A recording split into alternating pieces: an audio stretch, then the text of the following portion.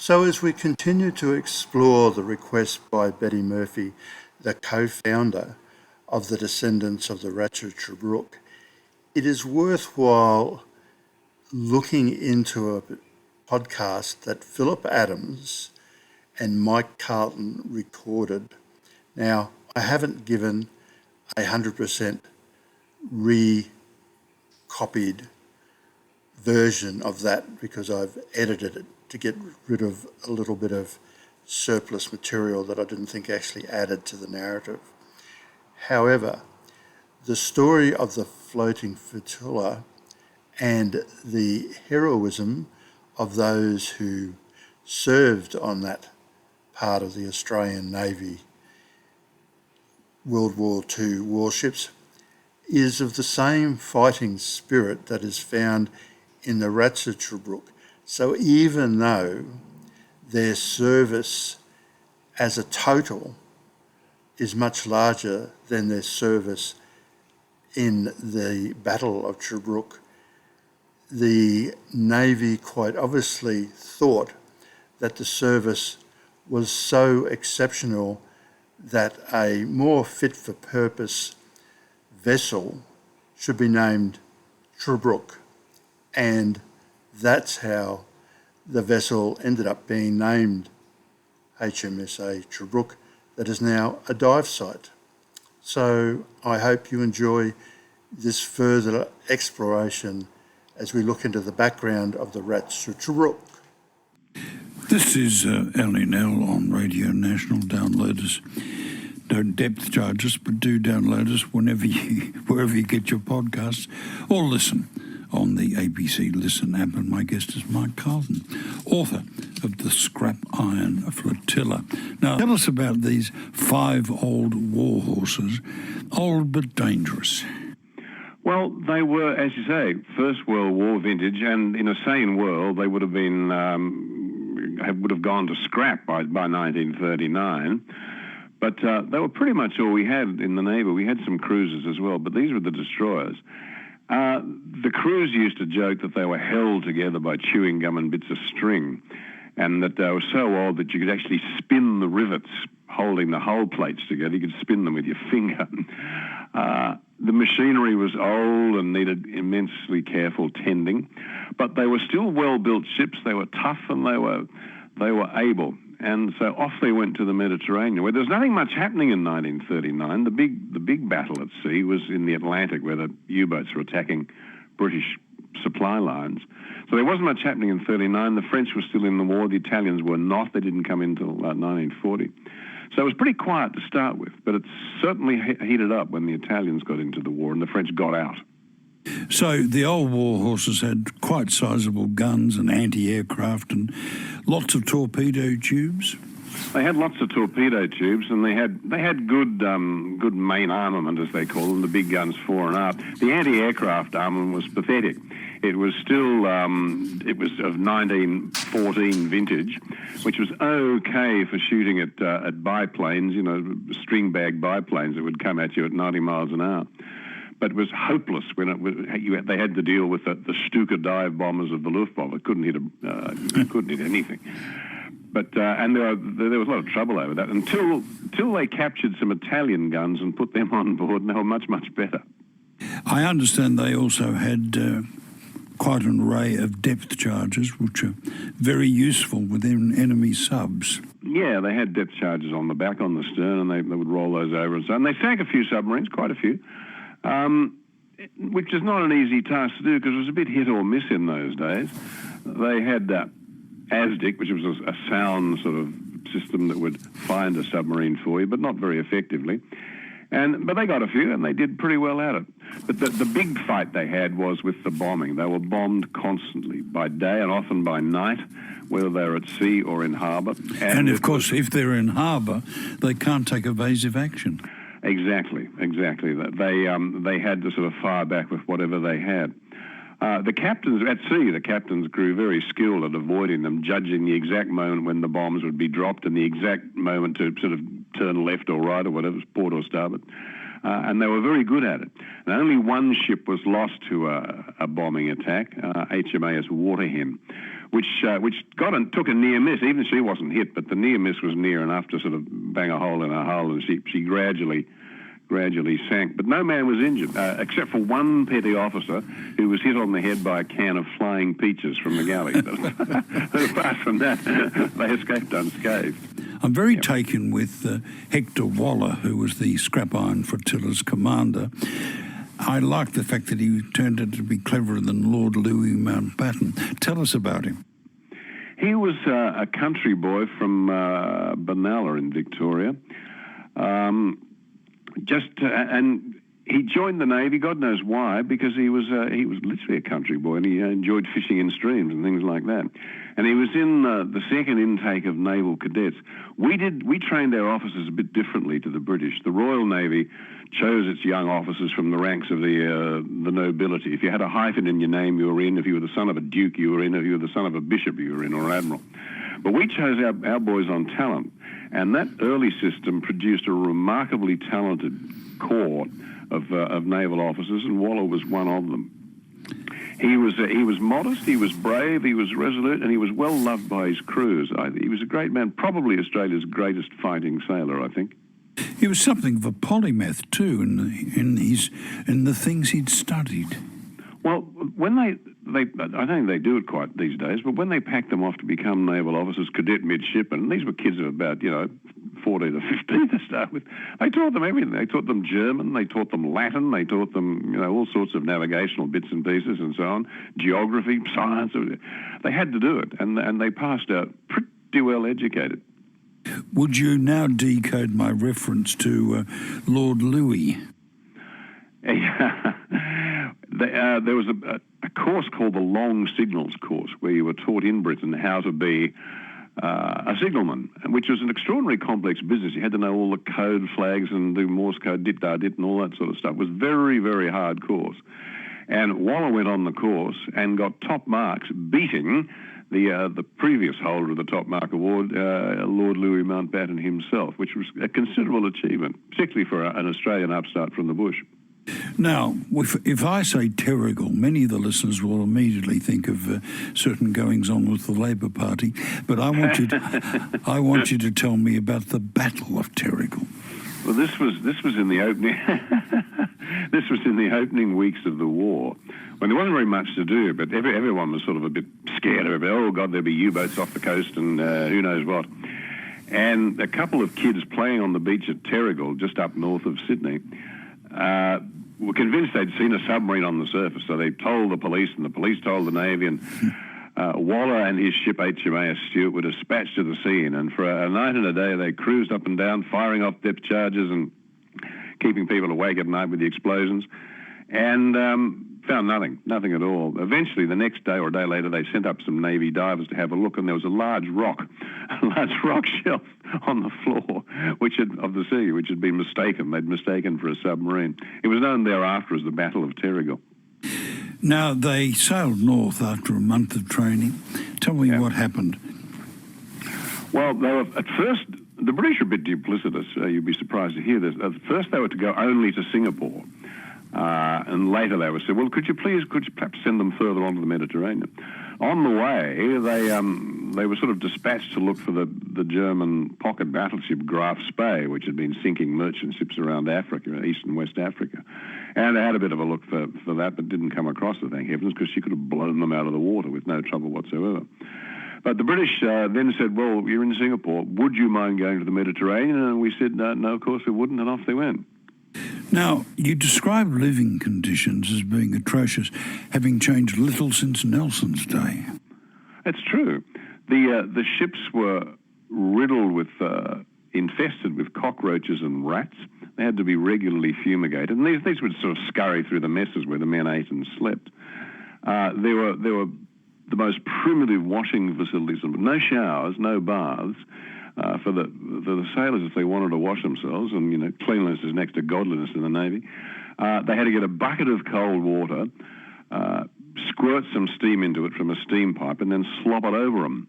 And there was very little room for them to do this, so they're standing there stark naked, cheek by jowl, sloshing buckets of water over themselves.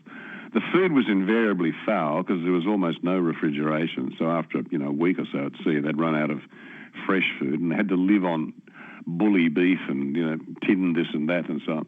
It was very, very primitive. But Phil, this was a tough generation. They grew up in the Depression. They knew what it was like to have a mother struggling to put food on the table, what it was like to have a father out of work, what it was like to go to school barefoot.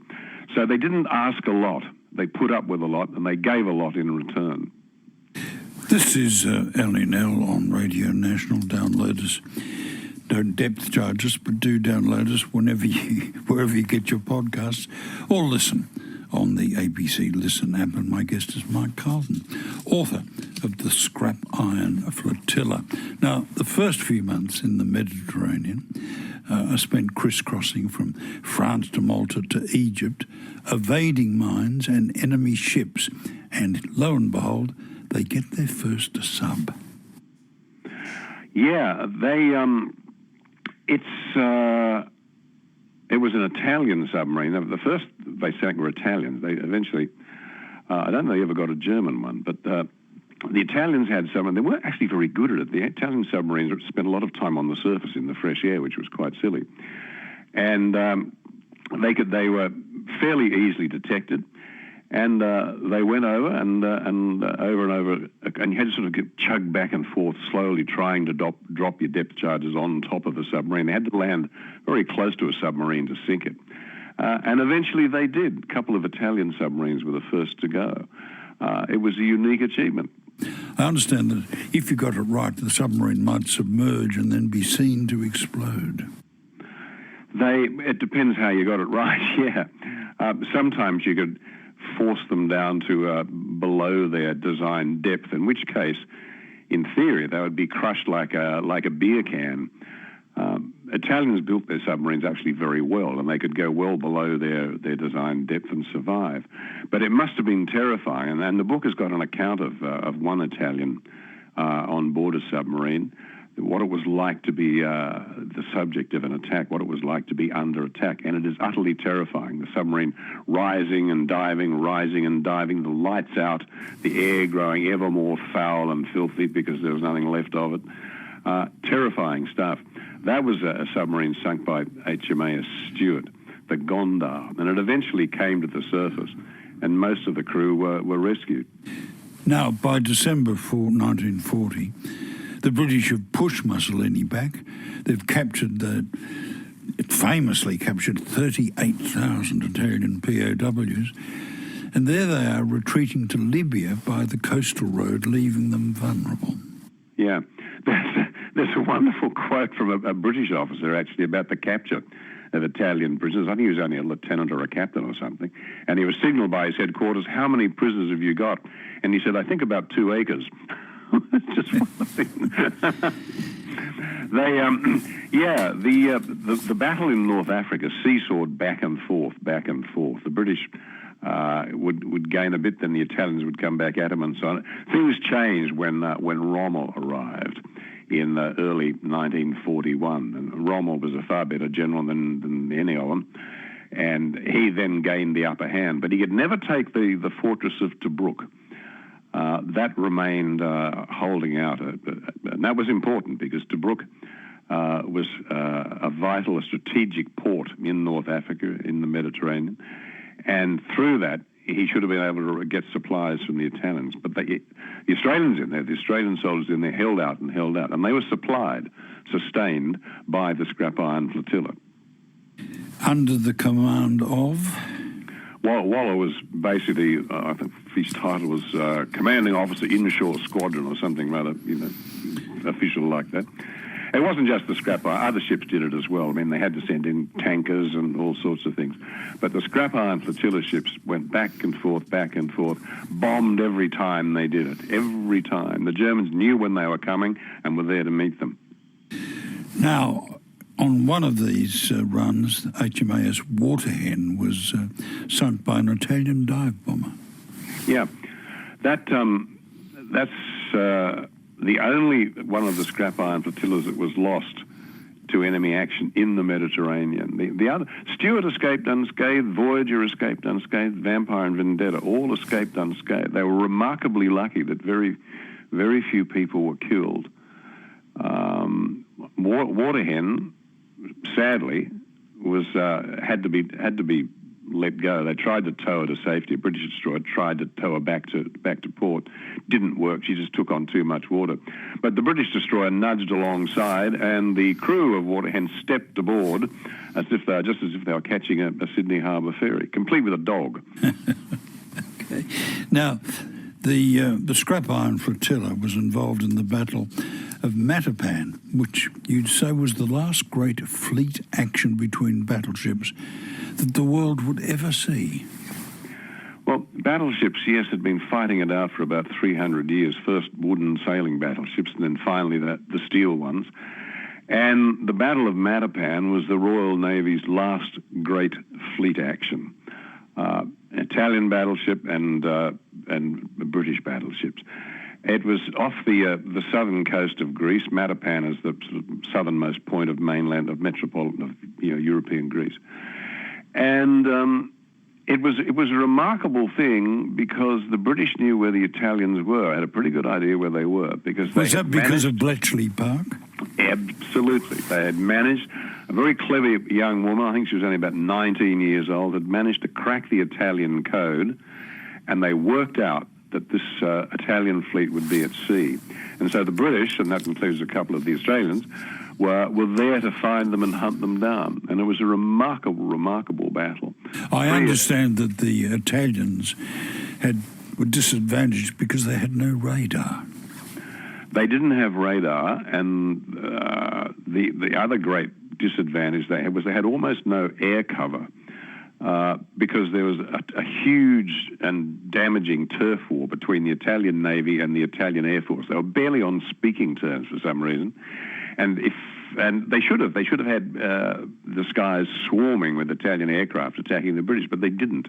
That was a huge mistake in Italian strategy. Talking about mistakes in strategy, Churchill would insist that the British and Australians occupy Greece against the advice of senior commanders. Once again, our flotilla has a role to play. Yeah. Churchill's sort of post-war reputation as a saviour of Europe overshadows the fact that as a strategist he was appallingly bad, as we all saw at Gallipoli in 1915, and many times through the Second World War as well. Sometimes his generals and admirals would try and dissuade him, but it was insanity to invade Greece. The Germans had dozens of divisions ready to roll into Greece. They were well equipped, well armed, and competently led. Churchill decided it had to be done for political reasons to show the world that Britain had resolve and would da-da-da-da-da. And so they plucked the Australians and the New Zealanders mainly. So there were some British involved, but it was mostly Australians and New Zealanders. They were the majority of it. They plucked them from North Africa, where we were winning the war there very, very well, and sent them to Greece, where they lost the battle. They hadn't, there's no way they could possibly have won it. In fact, the Navy, when it took them in there, and the Navy ships took them into Greece, was already planning how to get them out again even as they went in. It was more than a debacle, it was a tragedy. I think nearly 10,000 Australians were captured and taken prisoner. And the Navy had to pull them out of Greece, and then a few weeks later to pull them out of the island of Crete as well. It was a disaster. Two final questions. What became of Hector Waller? Waller was, after the Scrap Iron Flotilla, he became the captain of the cruiser HMAS Perth, and was lost in her in 1942 in the Sunda Strait between Java and Sumatra when they were attacked by an overwhelming force of a Japanese force. And he was last seen standing on the bridge of his ship looking down at the silent guns below him, and that was it. He was that was the 1st of March 1942. And what became of the Scrap Iron Flotilla, Mike? The ships themselves, it's a sad story. Vampire was sunk by the Japanese in the Indian Ocean. Voyager ran aground in Timor, and while she was trying to land a party of commandos, and bits of her can still be seen at low tide. Vendetta and Stuart survived the war. Waterhen was lost, as we said. Vendetta came back, had to be towed back to Australia because she'd been stripped of everything in Singapore for a refit when the Japanese arrived. She had to be towed back. And Stewart rather sadly ended her days as a transport, with most of it, her sharp teeth withdrawn, just one gun, chuntering back and forth between Sydney and New Guinea, and was eventually scrapped after lying for a while in the mud of the Parramatta River. You've been listening to the admirable, and indeed admiral, Mike Carlton, author of the Scrap Iron Flotilla, published by Penguin Random House. Thanks, Mike. Good on you. Mate, thank you. That's very kind of you. Listen to more great stories that take you beyond the headlines. Ask your smart speaker to play ABC RN.